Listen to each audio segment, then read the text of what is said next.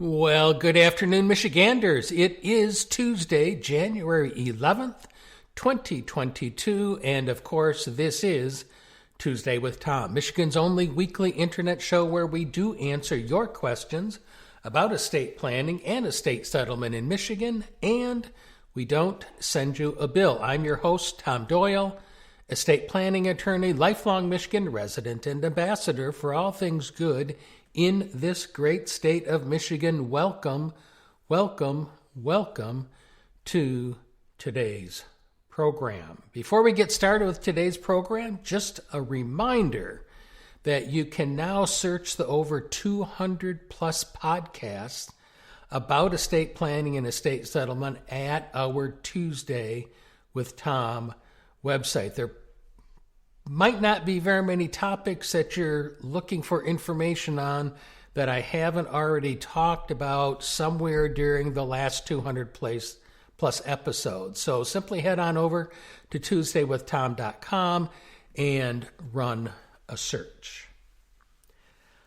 Last week's episode, is your manufactured or modular home affixed to your land? I talked about the idea that if you own land and it has a modular or manufactured home on it, you need to know whether or not that home is affixed to your land, meaning it goes with the title to the land, or isn't affixed, meaning it still has a separate title that needs to be signed, similar to an automobile title when there's a transfer of your property. So if you're dealing with modular or manufactured home, either buying land that has one or own land that has one, I encourage you to listen to last week's episode.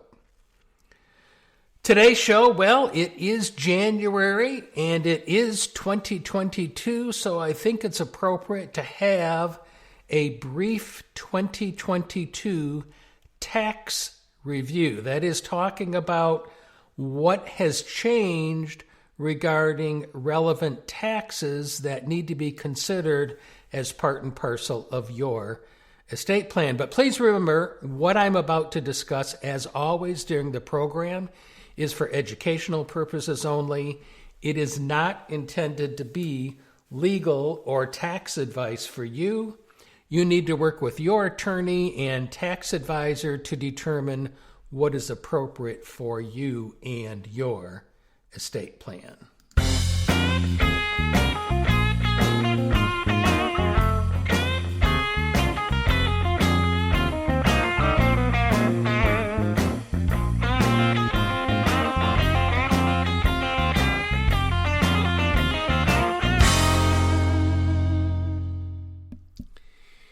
(2022) tax review. I had an episode a year ago now where I was talking about some of the possible changes that might occur during the Biden administration. If we looked at what was being proposed by the Biden administration earlier in the year about potential changes to the tax laws, none of those changes have occurred at this point in time. So we'll have to stay tuned as to whether or not those changes occur at a later date. So if you're interested in what it is that the Biden administration at least a year ago had considered, I encourage you to listen to that earlier episode in the year. When we're putting together your estate plan, or when you're looking at evaluating your estate plan, there are really three different taxes that have to be considered as part of putting together that estate plan.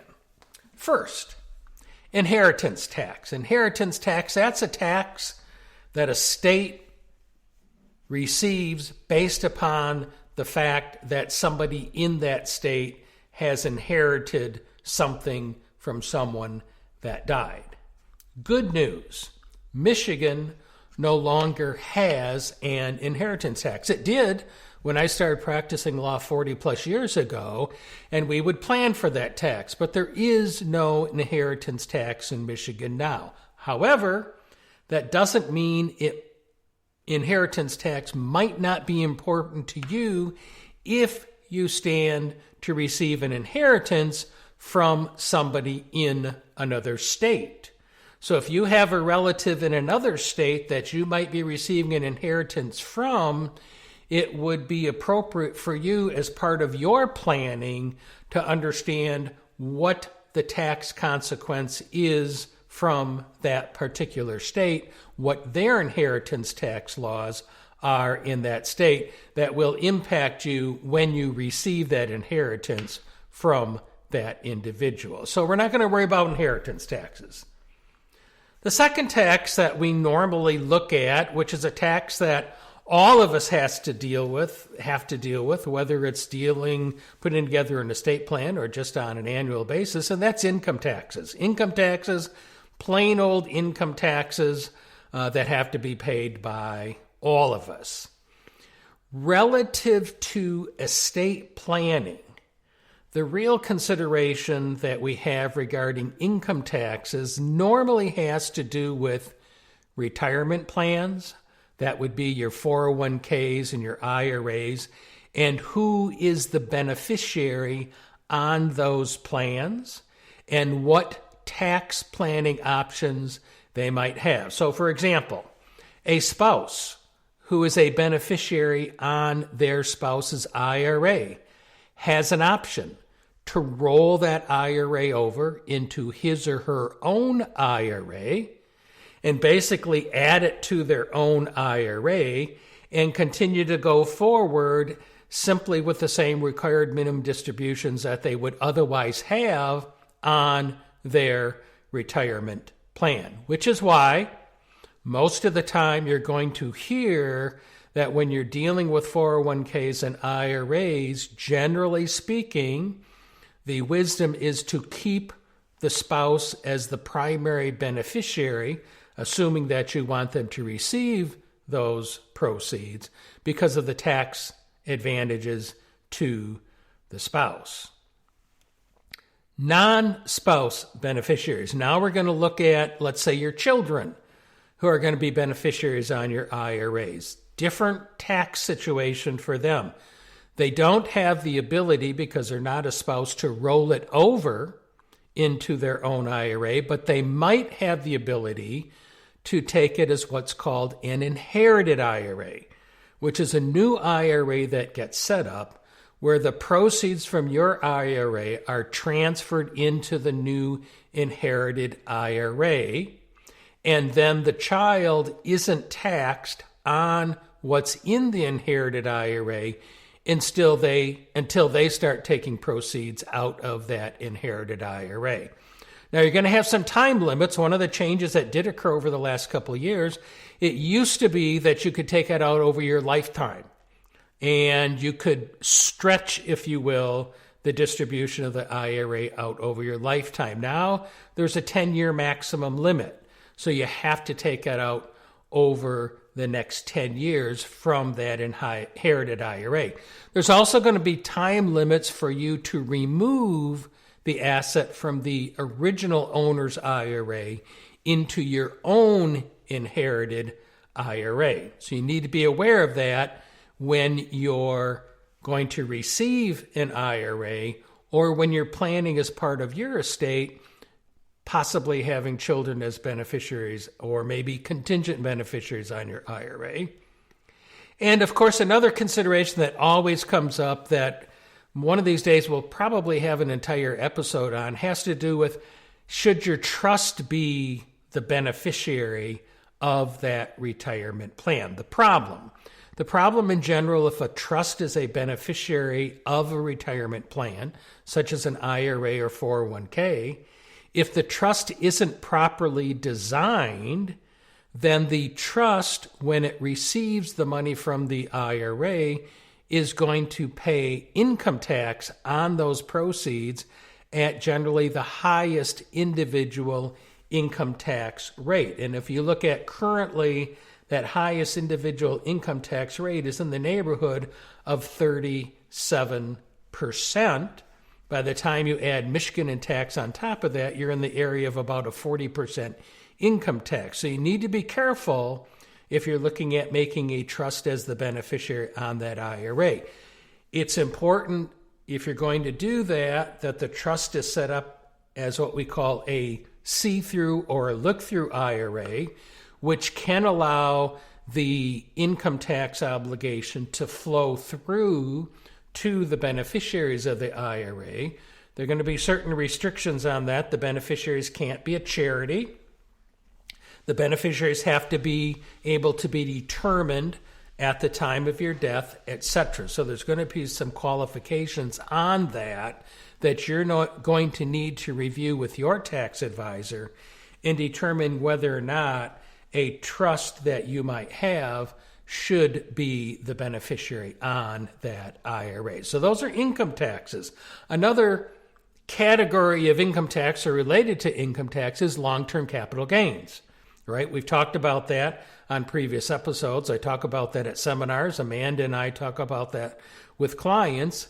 If I buy an asset for X dollars and I sell it for more than that, what's going to be my long-term capital gain? What's going to be the tax rate on that? And currently, at least in 22, that's still going to max out at a 20% rate on those long-term capital gains.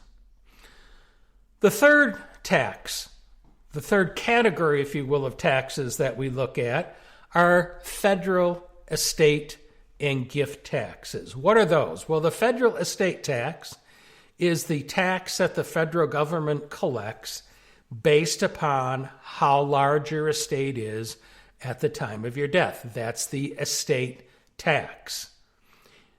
Because of changes that had been made in the law previously, now in 2022, the amount, which is the amount that you can have before any federal estate taxes have to be paid, is now $12,060,000. That's basically the exclusion amount. So if you die in 2022 and your estate does not exceed that $12,060,000, there is no estate tax that has to be paid at the time of your death.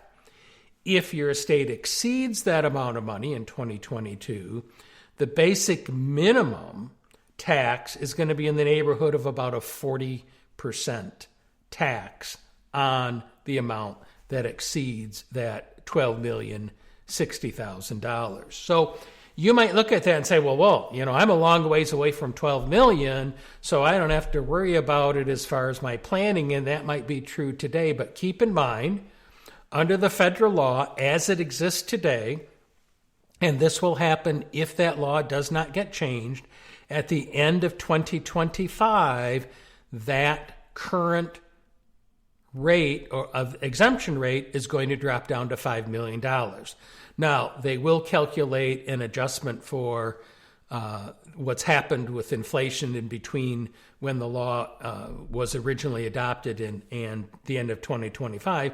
But essentially, we're going to have a significant drop in the amount of the federal estate tax exemption. So if you're looking at going forward and your estate is in that $5 million neighborhood, it might be time to start planning, even though you don't have a current federal estate tax.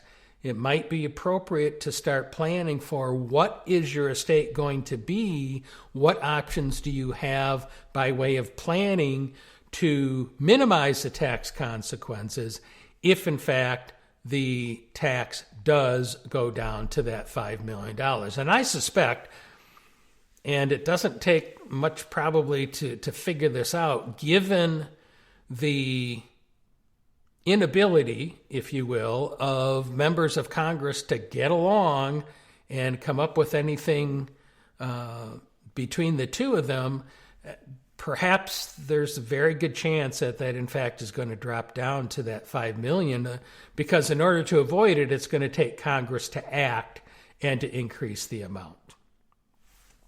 Good news, though.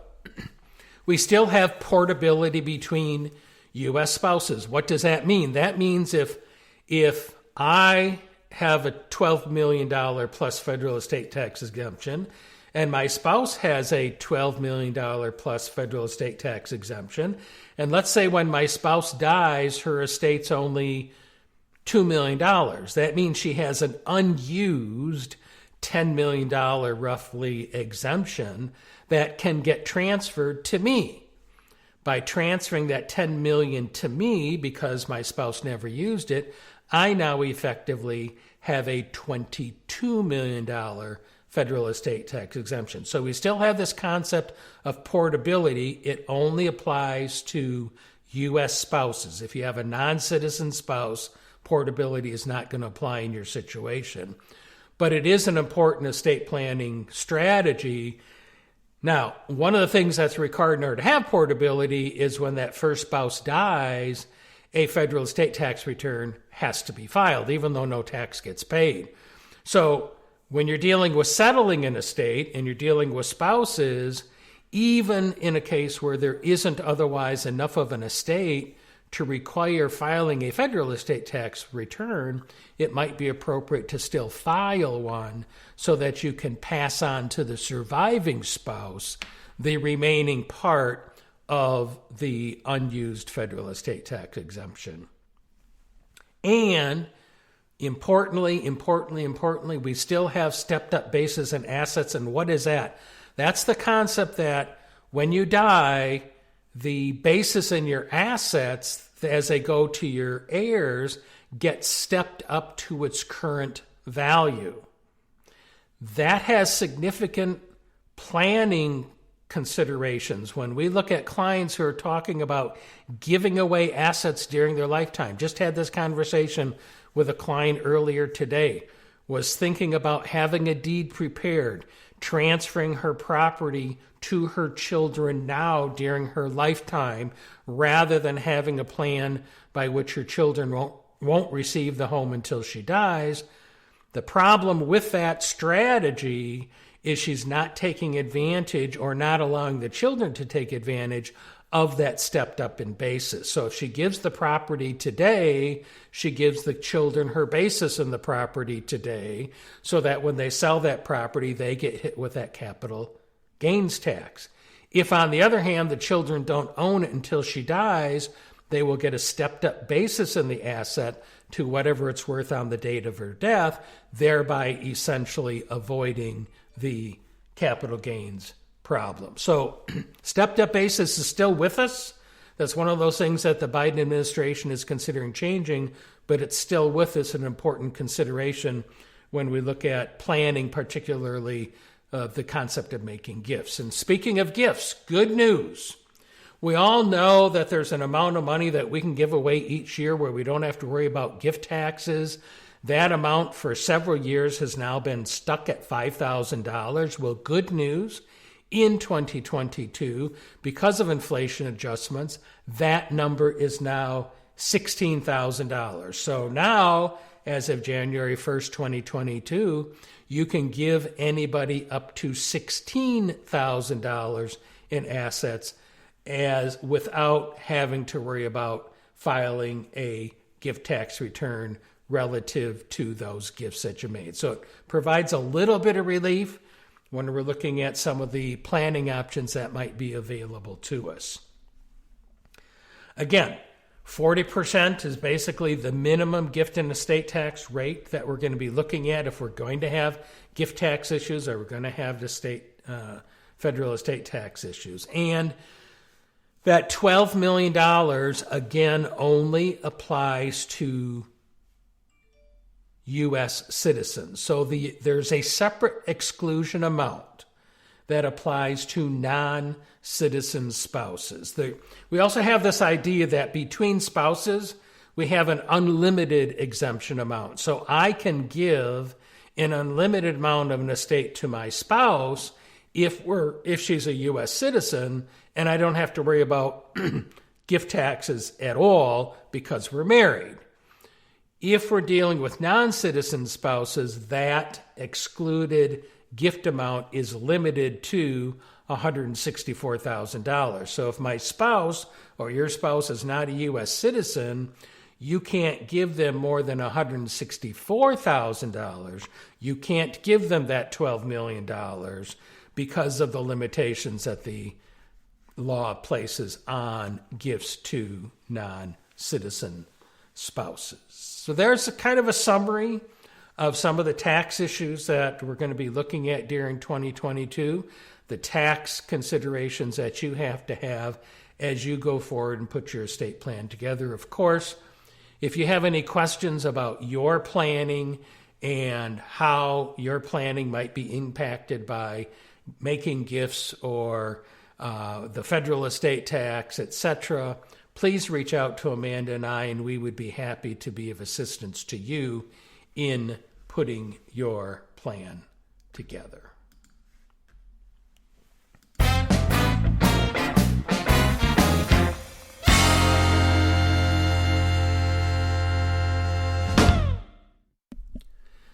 Well, just a reminder, too, before we finish up today, that, of course, Amanda and I would be honored to have the opportunity to help you protect your loved ones by putting together your estate plan, perhaps amending a current plan that you already have, or assisting you in settling an estate. Had an email went out to all the clients recently, though, that because of COVID, we are still not physically meeting with clients in the Lansing office. Everything that we are doing currently is by Zoom or by telephone, basically serving our clients in a virtual capacity, making sure that we're protecting ourselves, our loved ones, and our clients from COVID that still hasn't gone away. In fact, has been causing some major disruptions recently. So I invite you, if you're interested, go to doylelawpc.com, take a look at the virtual office that we have there. If you're a prospective client, we give you some options about how you can get your estate plan done from home. We give you an estate planning guidebook free that you can download that'll help you make decisions about your estate plan. And of course, you have the ability through the virtual office to schedule that Zoom or telephone conference. If you're a current client, not only do they have the ability to schedule Zoom or telephone conferences, but we have an Update My Plan service. So if we've already done a plan for you and you're thinking about making updates or changes, use the Update My Plan service. Let us know what those changes are, and then we'll communicate with you about what it's going to take to make those changes. And of course, whether you're a prospective client or a current client, if you go to the doylelawpc.com website, you're going to find our legal store. Through the legal store, you can order various legal documents that can be prepared for you, again, without having to have an in-person consultation, so that we can keep everybody safe in the process.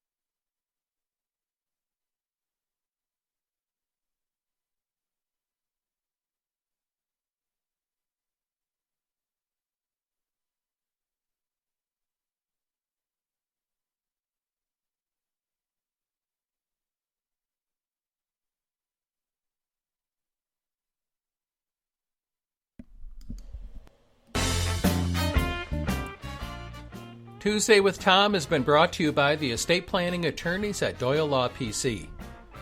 To learn how we can help you with your estate plan or with settling a loved one's estate, please call us today at 517-323-7366.